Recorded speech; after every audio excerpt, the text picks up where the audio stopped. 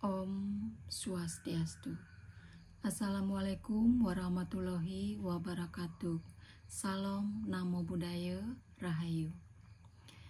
Anak-anakku, calon pengurus OSIS masa bakti 2021-2022 yang sangat Ibu banggakan. Bagaimana kabar kalian hari ini?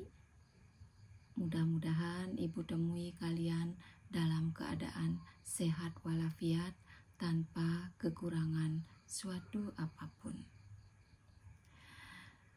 Marilah kita memanjatkan puji syukur ke hadapan Tuhan Yang Maha Esa, karena atas perkenan Beliau kita dapat berkumpul, kita diberikan kesehatan, keselamatan, sehingga dapat mengikuti kegiatan ini dengan baik.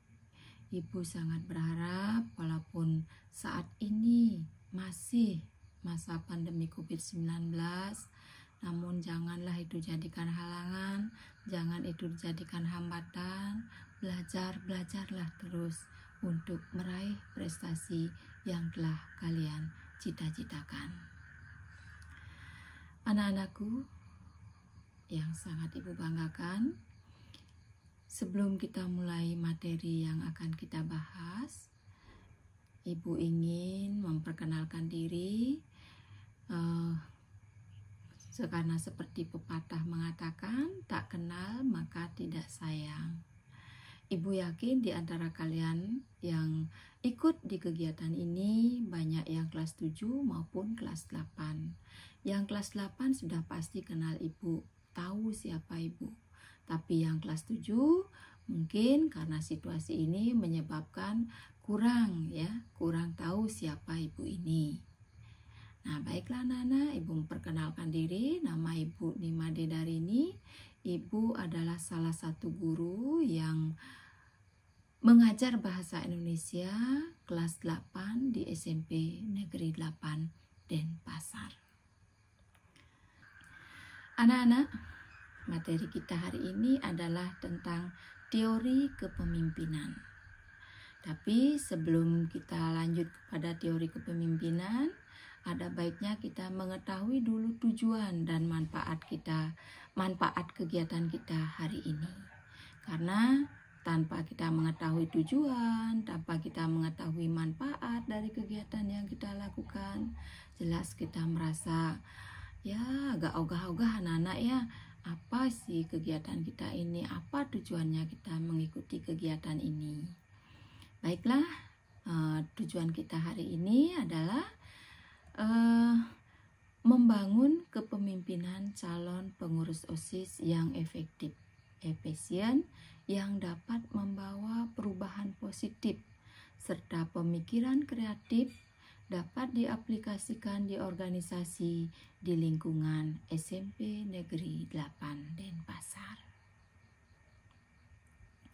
Sedangkan manfaatnya anak-anak, ya jelas menambah wawasan tentang kepemimpinan. Kemudian membekali calon pengurus OSIS untuk beraktivitas nyata di organisasi sekolah dengan pengetahuan serta skill kepemimpinan dan keorganisasian. Kemudian menumbuhkan jiwa kepemimpinan sehingga mampu mengatur diri sendiri dan lingkungannya. Anak-anak yang Ibu banggakan, kata kepemimpinan, lain katanya atau lain bahasanya adalah leadership. Berasal dari kata dasar pimpin yang artinya bimbing atau tuntun. Nah, memimpin itu dalam jenis kata kerja dalam bahasa Indonesia yang mengandung makna membimbing atau menuntun. Sedangkan kepemimpinan itu menunjukkan jenis kata sifat, yaitu perilaku seseorang yang dibentuk oleh karakter positif seorang pemimpin. Kepemimpinan itu merupakan suatu kiat atau kewibawaan yang mampu menggerakkan orang lain, baik secara perseorangan maupun kelompok di dalam suatu organisasi sehingga menimbulkan kemampuan untuk melakukan sesuatu dalam mencapai tujuan organisasi.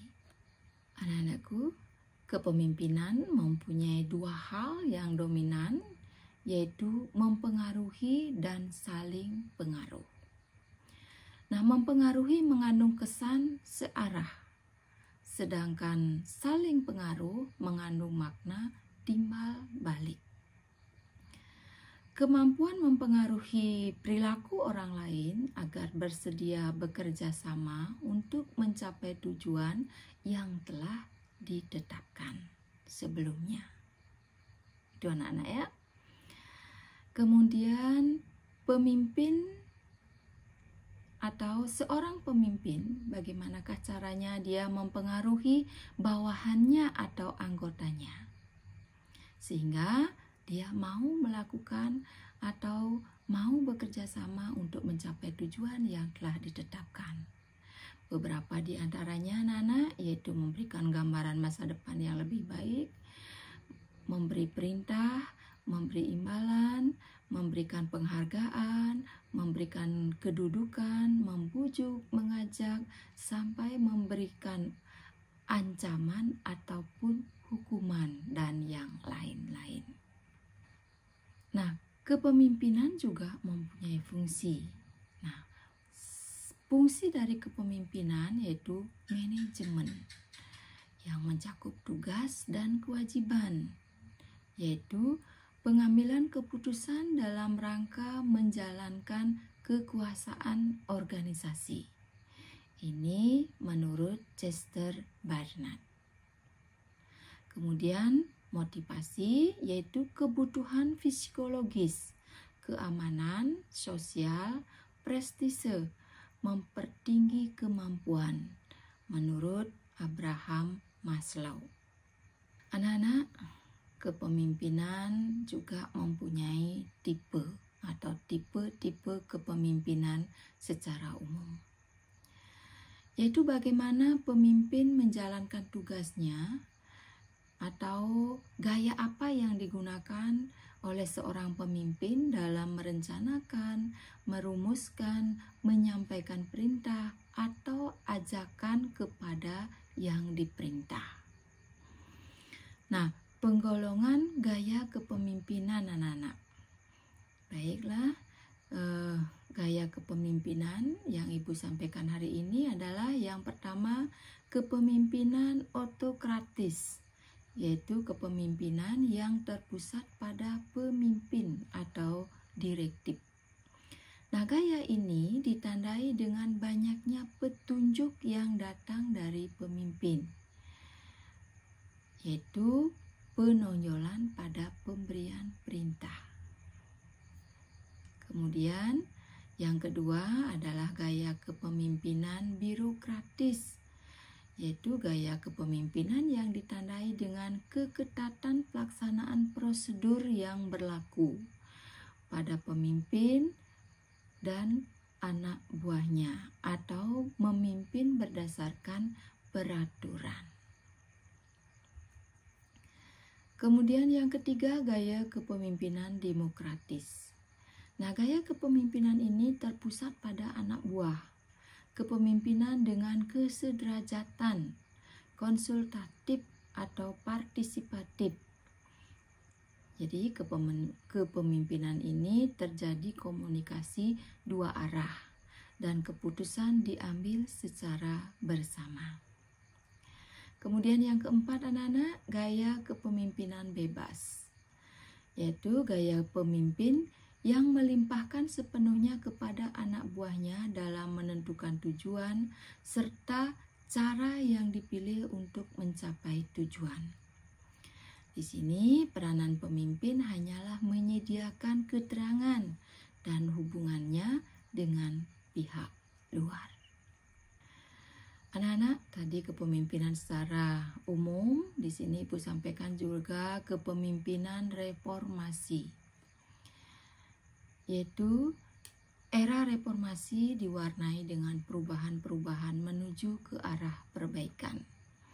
Nah, untuk menyikapi terhadap tuntutan perubahan atau reformasi, maka seorang pemimpin organisasi harus memiliki dasar-dasar kesiapan sebagai berikut. Yang pertama, anak-anak, siap beradaptasi. Artinya, seorang pemimpin menghargai dan menerima masyarakat yang sudah berubah. Fleksibilitas dan berinteraksi dengan orang-orang yang berbeda asal negara, budaya, atau yang lain-lain. Kemudian berpikir positif bila menemukan hal agak ganjil yang terjadi di sekitarnya. Berintegrasi dengan anggota organisasi, mempunyai rasa memiliki, berintegrasi di antara disiplin ilmu. Yang terakhir, mengenali, memahami secara proaktif, terjun di dalam kegiatan-kegiatan yang bersifat tradisional maupun nasional. Anak-anakku yang sangat Ibu banggakan, sekarang Ibu sampaikan mengenai sifat-sifat dasar seorang pemimpin. Seorang pemimpin yang sukses atau seorang pemimpin agar sukses hendaknya memiliki sifat-sifat, di antaranya dapat menarik simpati lingkungan dengan sikap yang simpatiknya, mempunyai pribadi yang baik dan berwibawa yang tinggi, mempunyai kekuatan mental atau rohani dan jasmani yang kuat, mempunyai keyakinan akan tercapainya tujuan yang telah ditetapkan, mempunyai kemampuan untuk membina semangat dan gairah kerja, mempunyai kemampuan dalam bidang yang dipimpinnya, memiliki keteguhan iman dan melaksanakan prinsip, dan yang terakhir sanggup mengambil suatu keputusan. Anak-anak, di sini juga Ibu akan sampaikan kepemimpinan menurut agama Hindu. Nah, kepemimpinan ini tertuang di dalam sastra Manawa Dharma Sastra, yaitu Asta Brata, yang artinya 8 ajaran utama tentang kepemimpinan, yang merupakan petunjuk dari Sri Rama kepada Bharata, adiknya, yang akan dinobatkan menjadi Raja Ayodhya. Nah, Asta Brata ini disimbolkan dengan sifat-sifat alam semesta yang patut dijadikan pedoman bagi setiap pemimpin. Yang pertama, Nana, Indra Brata, yaitu seorang pemimpin senantiasa mengusahakan kemakmuran bagi rakyatnya dan dalam setiap tindakannya membawa kesejukan dan penuh kewibawaan. Yang kedua, Yama Brata, yaitu seorang pemimpin harus berani menegakkan keadilan menurut hukum atau peraturan yang berlaku demi mengayomi masyarakat. Yang ketiga, Surya Brata, yaitu seorang pemimpin harus mampu memberikan semangat dan kekuatan pada kehidupan yang penuh dinamika dan sebagai sumber energi. Yang keempat, anak-anak, Chandra Brata, yaitu seorang pemimpin harus memberikan penerangan bagi rakyatnya yang berada dalam kegelapan, kebodohan, dengan menampilkan wajah yang penuh kesejukan dan penuh simpati, sehingga masyarakat atau anggotanya merasa tentram dan hidup nyaman. Anak-anakku,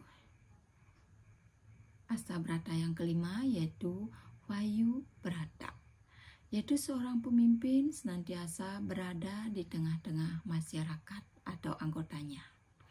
Yang keenam, Bumi Brata, yaitu seorang pemimpin teguh menjadi landasan berpijak dan memberi segala yang dimiliki untuk kesejahteraan masyarakat atau anggotanya.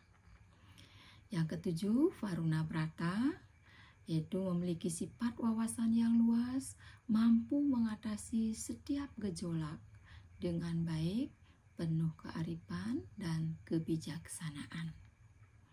Yang kedelapan, Agni Brata, yaitu seorang pemimpin harus mampu mendorong masyarakat atau anggotanya untuk berpartisipasi dalam membangun teguh dan tegak dalam prinsip dan menindak atau menghanguskan yang bersalah tanpa pandang bulu.